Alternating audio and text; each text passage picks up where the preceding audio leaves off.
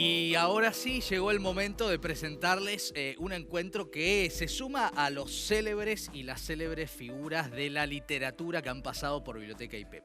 Cuando hablamos de Arturo Pérez Reverte, hablamos de un autor prolífico, hablamos de un corresponsal de guerra, hablamos de alguien que ha creado aventuras y que veía justamente, es una buena síntesis para quienes todavía no se hayan metido en su literatura, Humberto Eco nada menos decía: me gusta Pérez Reverte porque me recuerda a Dumas y a Salgari. Sí, claro, la gran literatura.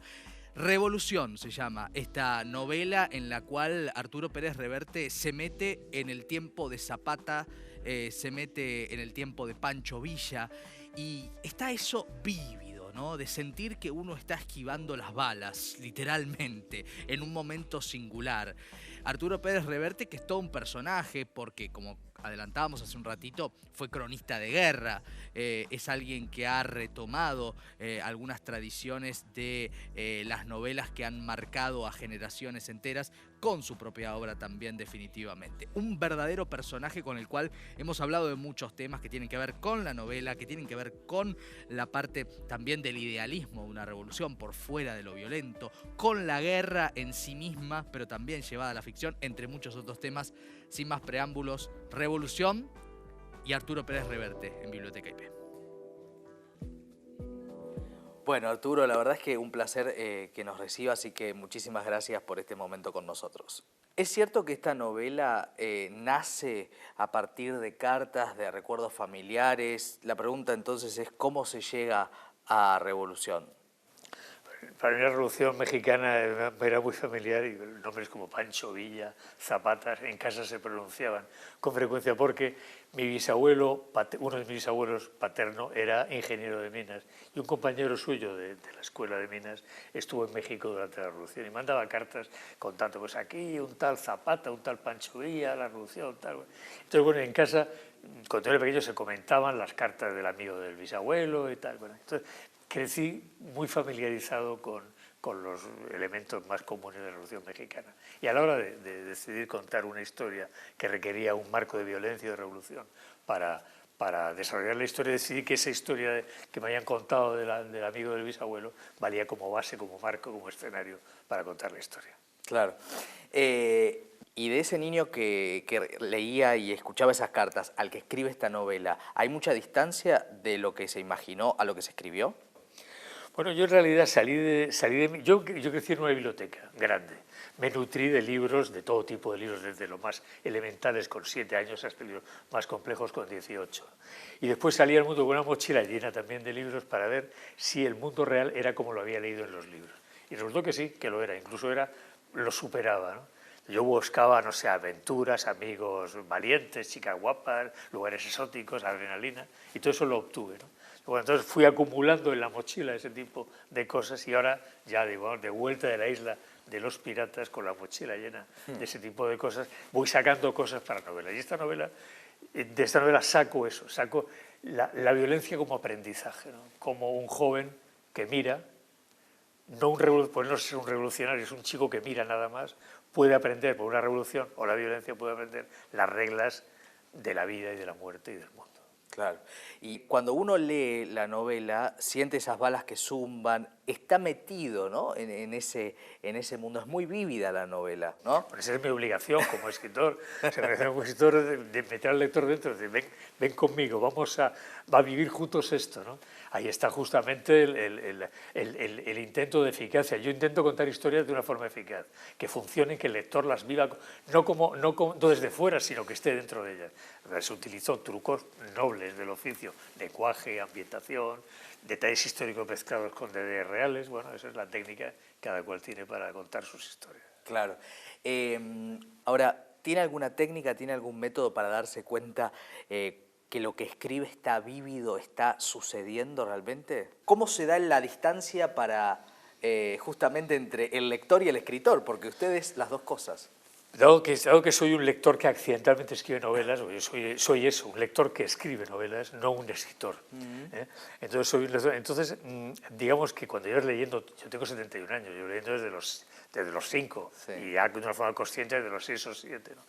Desarrollas una especie de instinto narrativo y lector. Entonces, bueno, yo más o menos cuando sigo una historia comprendo o creo comprender por dónde se está moviendo y hacia dónde voy. A veces me doy cuenta que me estoy equivocando y entonces paro. Hay novelas que he dejado interrumpidas en 60 páginas, en 70 páginas.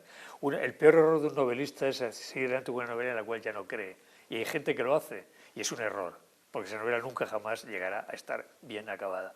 Lo que pasa es que la dejo y hago otra novela, otra historia de las que tengo en la cabeza. Y a veces, como ocurrió por ejemplo, con El tango de la Guardia Vieja, una novela que transcurre en Argentina, buena parte de ella, una novela que yo empecé a escribir y la interrumpí porque no veía que no estaba funcionando bien. La retomé 20 años después y funcionó. ¿Por qué? Porque yo había adquirido ya una mirada, tenía ya marcas en la cara, canas en la barba, una mirada que me permitía desarrollar lo que en aquel momento yo todavía era incapaz de escribir y de ver y de comprender. ¿Qué historias conviven en la mente de Arturo Pérez Reverte? Muchas. Al fin y al cabo uno es un escritor, del tipo de escritor que soy yo, es lo que ha leído, lo que ha vivido y lo que imagina. Entonces, claro, yo he leído mucho, tengo una biblioteca grande en la que vivo realmente, mi casa es una biblioteca y alguna cosa más, pero una biblioteca. Con una cama y un sillón. Fundamentalmente, ¿no? y después he vivido una vida movida, me fui de casa muy joven con una mochila y anduve por el mundo. Entonces, digamos que hay un montón de experiencias personales que están ahí en esa mochila que digo yo, que me deja de la isla de los piratas, ¿no? Y después está lo que imagino, ¿no? Bueno, tengo una imaginación que sigue funcionando todavía, gracias a Dios, aún imagino cosas nuevas, ¿no? Entonces, de esos tres elementos salen las novelas, ¿no? Pero bueno, pues realmente una novela es, como digo, hay un punto que para mí es muy importante y es que yo sigo siendo un niño que juega. Es decir, cuando era niño veía una película o leía una novela o un TVO, me ponía a jugar a eso. Era arponero en un ballenero, o era pirata, o era contrabandista de ron, o era mosquetero, o lo que fuera, o cruzado en las cruzadas, ¿no? Me disfrazaba mental y físicamente a veces de eso, ¿no?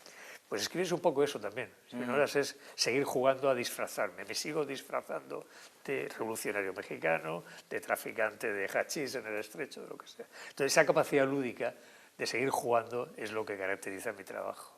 Imagino que el lector, y eso no toca lo que antes me preguntaba, el lector acepta el juego. Vamos a jugar juntos, y viene y juega, ¿no? Y jugamos los dos de la mano.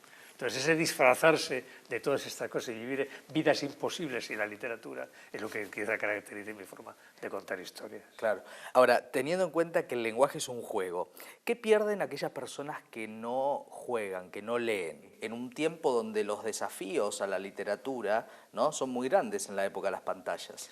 Bueno, pierde multiplicar su vida por otras vidas que serían imposibles sin los libros. Pero de todas formas no hay que ser dramático con eso, porque historias va a haber siempre. Siempre el ser humano necesita que le cuenten cosas, desde el cazador que a la vuelta de la caza se sentaba en el fuego a contar a la tribu, ¿no? Pues el mamut nos atacó y Manolo murió y Pepe le clavó la lanza. Y aquí está la chuleta de bife de mamut que os he traído, tal. Desde eso que fue el primer narrador, digamos, hasta ahora el ser humano necesita que le cuenten cosas. Lo que es que, claro, cambian los tiempos y cambian los soportes.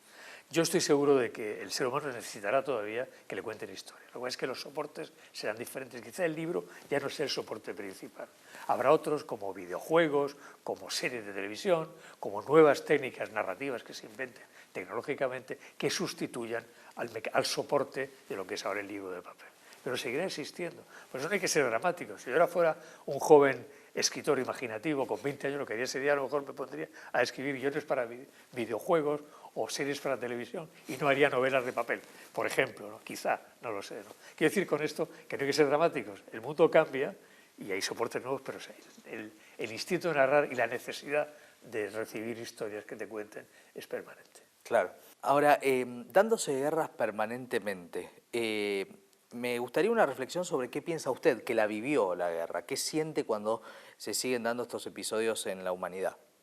No le pasa nada porque ese ser humano que soy yo en este caso ha leído. Y cuando uno ha leído historia sabe que la guerra no es un accidente extraño en la vida del mundo. Es un hecho que se repite, un hecho reincidente que desde hace 9.000 años de memoria que tenemos de cultura occidental se está dando desde Troya hasta ahora. La guerra, la violencia no son excepciones en la vida, son normalidades en la vida. La violencia es tan normal como la paz. La guerra es una continua un ciclo que se va repitiendo durante los siglos y cambiando las formas técnicas y las formas tecnológicas, pero en realidad el concepto es el mismo. Desde Troya hasta Ucrania ha cambiado la forma, los misiles, la tecnología, pero el elemento es el mismo: seres humanos matando otros seres humanos por necesidad, por ambición, por dinero, por lujuria, por hambre, por mil razones, ¿no? Y eso va a seguir ocurriendo siempre, siempre, en la historia de la humanidad, siempre, periódicamente ocurrirá. Quiero preguntarle ¿qué Arturo es el que llega a ser cronista de guerra respecto del que sale? ¿Cómo lo modificó la guerra? Fue un proceso de pérdida de inocencia. Uno va a la guerra, uno va a la violencia, uno va al mundo real con un montón de clichés de educación, un chico bien educado, de una familia bien educada, con sentimientos humanitarios, derechos humanos, en fin, lo bueno y lo malo, de un sentido, digamos, moral de la vida, y se enfrenta a un mundo en el cual todo eso se va al diablo, en el cual la guerra hace saltar todos los mecanismos de protección que el hombre ha desarrollado para no ser lo que es un animal muy peligroso en un mundo hostil. Y entonces el hombre vuelve a ser el ser humano, quiero decir, vuelve de nuevo a ser lo que siempre fue, un animal muy peligroso. Entonces, yo descubrí eso en la guerra, descubrí cómo es el ser humano y entonces me dediqué a observar. Durante 21 años fui testigo del ser humano en sus peores y en sus mejores momentos, ¿no?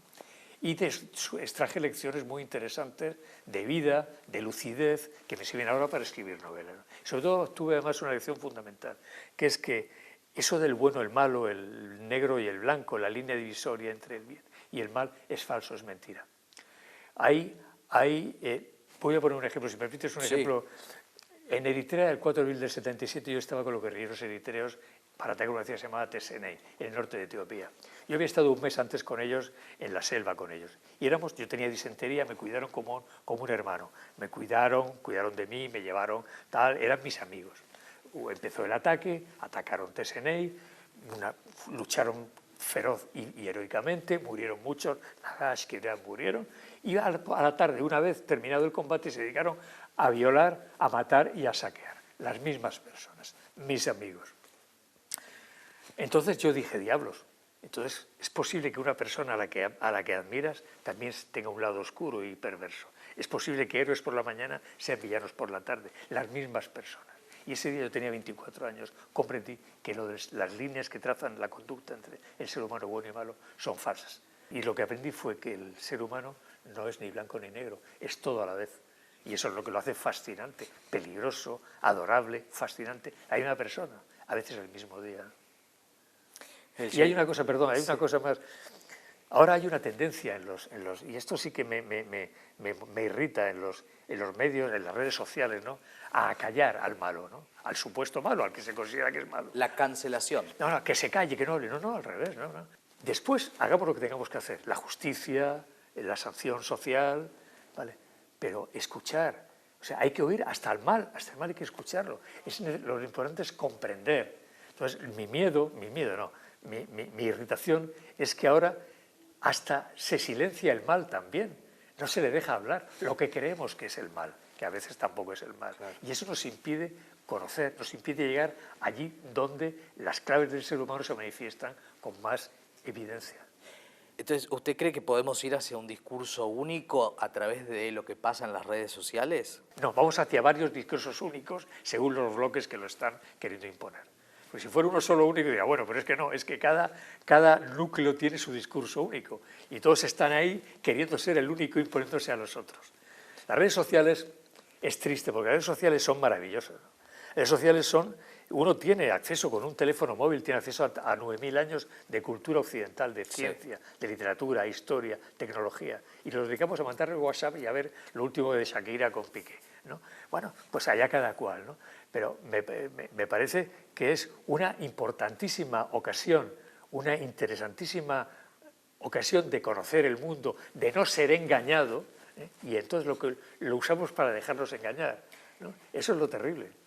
Arturo, ¿usted cree que hay un objetivo de dominación en la tecnología? ¿Hay algo en ese sentido? Yo no creo en el malvado ese que está moviendo los hilos, el doctor No o Fu Manchu, yo no creo, o Rocambole, yo no creo en eso, ¿no? No, la estupidez es la que hace, o sea, el principal aliado de de lo malo es la estupidez, ¿no? No hay una conspiración universal para hacer, no, el ser humano es tan idiota que se convierte en esclavo sin que nadie lo empuje a la esclavitud. Aceptamos gozosamente la esclavitud que nos impone, no, es que es más cómodo tal, es que mire usted, al avión, pues mire usted, nada, voy a llevar la tarjeta de embarque en el teléfono móvil. Pero resulta que se dé la batería y no puedes embarcar. Coño, ¿qué te importa? Es que imprimir un papelito por si acaso, ¿no? Entonces, esa confianza suicida en la tecnología como vademecum para todo es tan absurda, tan suicida como digo, que me sorprende que caigamos con tanta facilidad. Y es esa estupidez a la que me refiero, ¿no? Claro. La estupidez traducida en comodidad es suicida. Claro. Volviendo a Revolución, volviendo a la novela, no a la parte de la violencia, sino al idealismo. ¿Hay espacio para el idealismo en nuestro tiempo? ¿O estamos en otra cosa? No, lo hay, afortunadamente, lo hay, claro que sí. Lo que pasa es que, insisto, hay dos tipos de idealismo, en mi opinión. Yo soy un novelista, no soy un sociólogo ni un político, ¿eh? Lo que yo digo es mi opinión, no intento hacer apostolado ni convencer a nadie. Me pregunta, pues yo respondo. Claro. Hay dos tipos de idealismo. Uno es el documentado. Yo sé que el mundo es así, yo quiero que el mundo cambie para mejor, y entonces aplico a ese mundo lo que creo que son recursos o soluciones para conflictos y problemas. Vale. El otro es el idealismo estúpido, que ese es el peligroso. Idealismo que se basa no en una razón, sino en sentimiento. Yo es que me siento solidario con las focas, con las ballenas, con los tal. Es que mis sentimientos no me importan un carajo. ¿Qué dice su cabeza? No, es que mi cabeza es lo de menos. No. Su cabeza es lo que importa, su corazón no me importa un bledo, no vale, no sirve como garantía de nada, es su reflexión. Entonces, ¿qué pasa? Cada día las redes sociales tienden más hacia un idealismo de sentimientos que hacia un idealismo de razón. Y eso nos está distanciando de la verdad, de la realidad, y nos está poniendo en manos de los que manejan idealismo como quien maneja mercancía en una feria. ¿Vale? Los traficantes de idealismos, que es que manipulan, por oportunismo manipulan manipulan buenos sentimientos y buena gente para causas más discutibles. Claro. De todas las etapas que atraviesa como autor, como escritor, ¿cuál es el momento más feliz? Terminar una novela. Librarme de ella. Una novela tiene tres fases. Una es la primera, la mejor es cuando la novela se te ocurre. Tienes una novela en la cabeza, una historia. Entonces quieres saberlo todo, lees, viajas a los lugares, tomas notas, va a ser la mejor novela de tu vida, ese tipo de cosas, ¿no? Estás como te enamoras, ¿no? Estás enamorado de una historia. Y esa fase inicial es maravillosa. Después está la fase de escritura, y la fase más técnica, de trabajo, de creación, la ortografía, la gramática, la sintaxis, la trama, los personajes, el desarrollo. Y después está la fase final, que es cuando ya está escrita la novela. Ya no tienes ya nada que imaginar y ya se trata únicamente de corregir lo que has escrito. Es en los últimos 2 meses, que ya es revisar puntos, comas, errores, buscar, y esa fase final es detestable. Entonces, cuando llego a esa fase ya odio mi propia novela. Lo que quiero es terminar pronto, mandarla al editor y enamorarme de nuevo de mi siguiente historia, ¿no? Esas son las fases. ¿Y ahora está escribiendo algo en particular? Sí, claro. Soy lector profesional, siempre estoy escribiendo. Mi vida es, yo cada día me levanto muy temprano, hago ejercicio, nado, tomo una ducha después y me pongo a trabajar. Trabajo de 8 de la mañana a 2 de la tarde más o menos. Como algo, por la tarde leo, corrijo o leo algo por la tarde y por la noche veo una película. Antes leía, ahora veo series de televisión. Una película o una serie de televisión.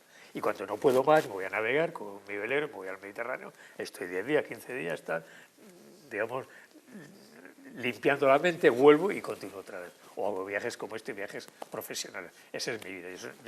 Mi trabajo es contar historias, yo vivo de eso. Entonces, mi función es ser... Yo no soy un artista, ni soy alguien a quien las musas vienen y voy a hacer una... No, yo soy un profesional, soy un artesano, ¿no? Cuento historia de toda la tecla, ¿no? Y día tras día voy sumando historia tras historia.